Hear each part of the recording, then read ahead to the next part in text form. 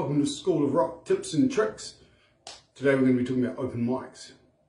Have you ever been to one, or have you never been? Do you remember what your first one was like? Have you ever turned up to an open mic and not knowing what was going on? Here are all the answers, the rules and the tips and tricks that you need to go to open mic. So what is an open mic? They come in heaps of formats. So there's open mic nights where it's just pretty much acoustic and singer-songwriters and other types of performers come along, and your slot is your own. You could be doing poetry or comedy, but mostly it's musical performances, unless it states otherwise, like you'll see on a post, it'll say open mic poetry, open mic comedy. If it just says open mic, that's what it is. And different people get different results is something I've noticed. So some people I've seen have a full setup with drums and keyboards and all that sort of stuff. And that's, in my opinion, more of a jam night. But some people utilise that format of open mic really well. It's far be it from me to tell other people how to do it. It also, in different places around the world, they do it slightly differently. So feel free to mention in the comments exactly what you've seen, if it's different to what I'm saying. My open mics, I've been running open mics since 1996, which is a long time ago. And the first one I ran was an open mic jam night. So we did both, so we made sure people felt welcome of any kind. As that's developed, I find it easier to do an open mic plus karaoke. So it's a lighter setup. It doesn't mean it means I don't have to bring drums all the time. I'll bring a cajon, so a box drum, and my karaoke setup. So often the karaoke stuff seems to happen near the end, but you know, the karaoke side of things isn't for every bar. Same with the open mic, it's not for every bar. So I do karaoke's all over the South Island where I live in New Zealand. And currently I'm doing 2 open mics, one in Dunedin and one in Oamaru. So if you want to support us, don't be afraid to like, share, subscribe, follow. It does us a lot of good. Please make comments at the bottom. You're not going to offend me unless you're actually rude. There's no need to be rude. But totally disagree with me, I don't mind. Because different people do get different results. Be prepared. I kind of like to think of it like like you're casing the joint.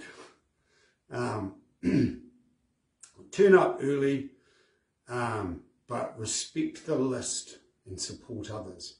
So what I mean by the list is the blackboard in some cases, or a whiteboard, is written up with the list of who's performing next.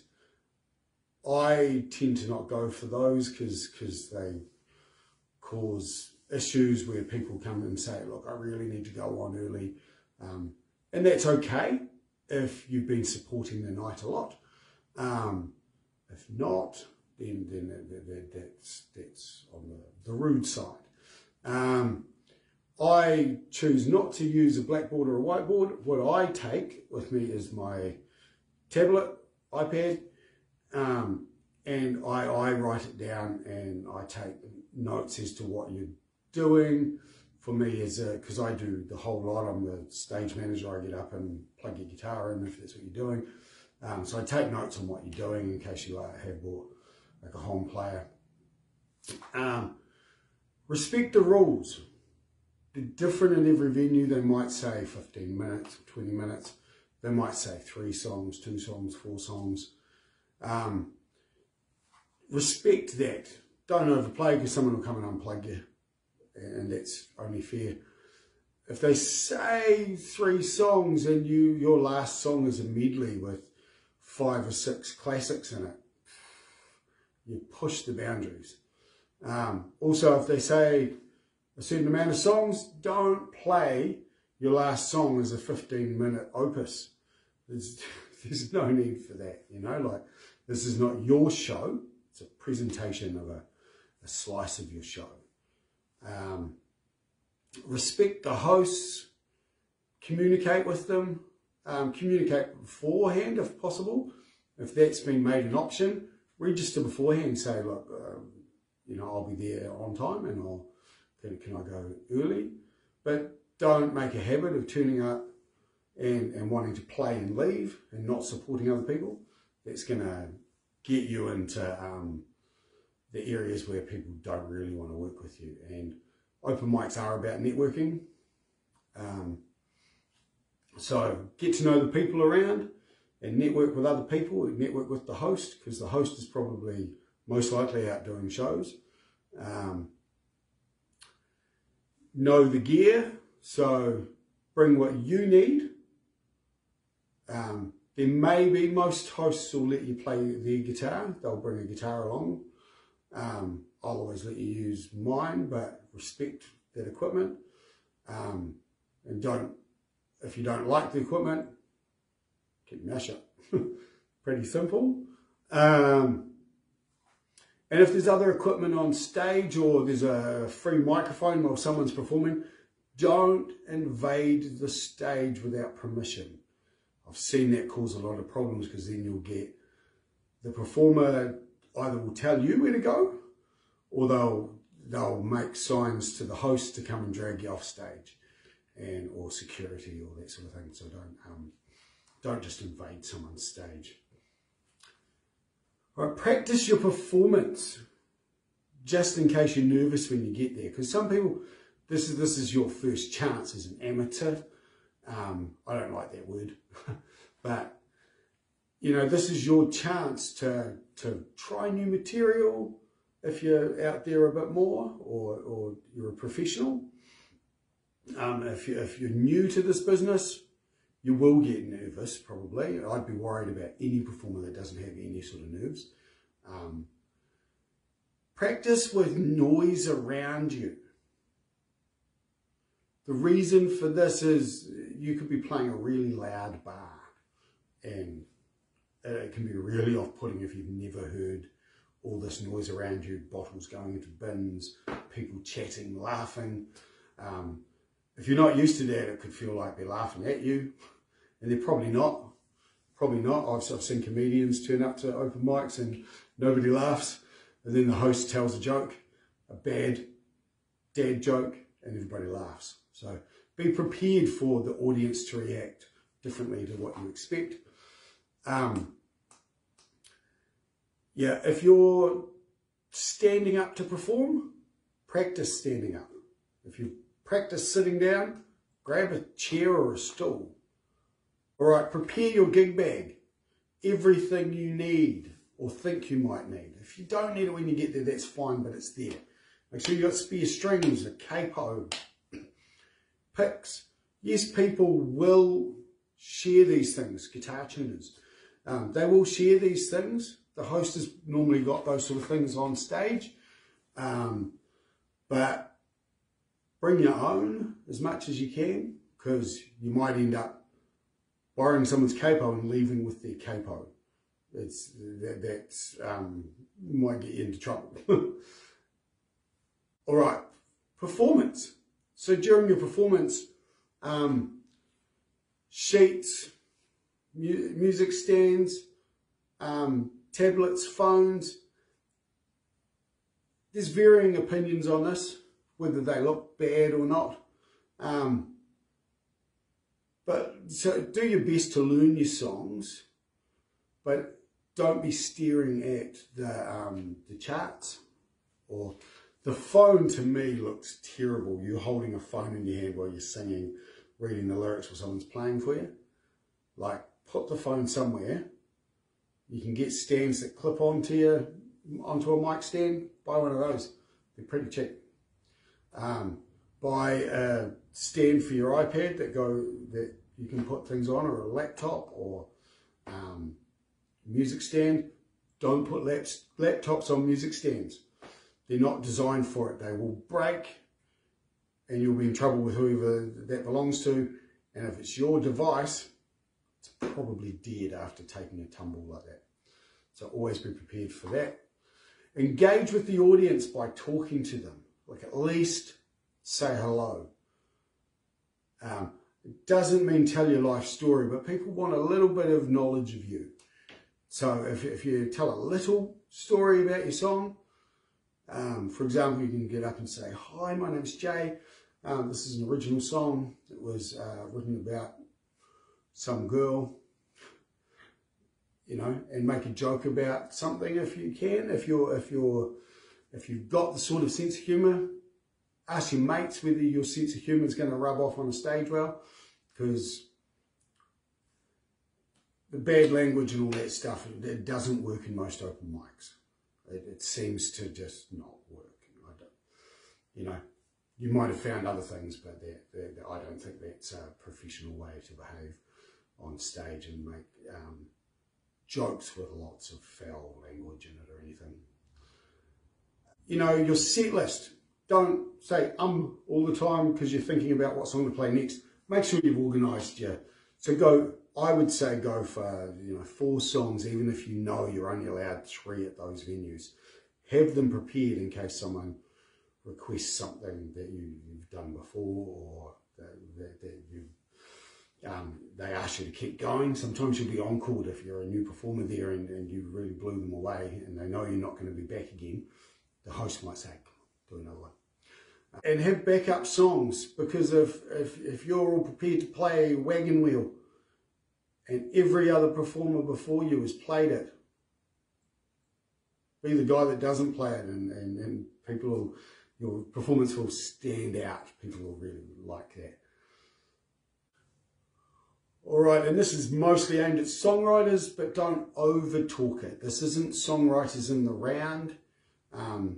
Some venues are designed that way, where you can talk about your songs and your craft. That's cool. I'd love to play more of those venues myself. But if it's not, and it's a bustling Irish bar like where I do my open mic, you'll find that they won't want to hear your life story. So just don't over talk it. And most of all, just do it. This is a learning experience. Most people are going to appreciate your craft and they'll be supportive. Good open mic venues, even if they're bustling and loud, will be really supportive of an artist. Even sometimes where people are, you can see a professional get up there and play just amazingly and get a good response. And then someone gets up and they're not as experienced and they bumble through a few things, and you'll see a good open mic audience will erupt and just be really grateful to them for performing, and that just will give you that boost. Try and be that audience as well. Support your fellow performers and they'll support you back. Yeah, keep your setup simple. Don't be the person that takes 20 minutes to set up. The audience is watching every moment. From the minute they see you on the stage, that's their experience. The sooner you're plugged in and going and taking their attention to where you want to take them, the audience won't receive you quite the same way. You bored them too quickly. All right, be humble. I don't want this to be the section where I complain about people, but for over 20-something years of doing open mics, I've noticed a few trends, and so I'm going to talk about them. Open mic is not just for amateurs. It's never been the case. If you're too cool for it, prove it. Prove it. Bring 50 people and get booked at the venue. Don't say you're coming and then go, oh, no, I'm going to get my own shows. Just be cool, man.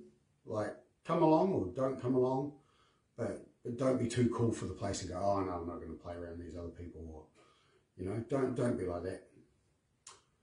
Don't get drunk. Trust me, when you're smashed and you get on that stage, everybody knows. and you could ruin your own performance and not even know it. You don't turn up early and ask for an early slot and leave unless you've supported people many times. You know, people will do that to you and you'll play to an empty venue, and then nobody's pleased about that.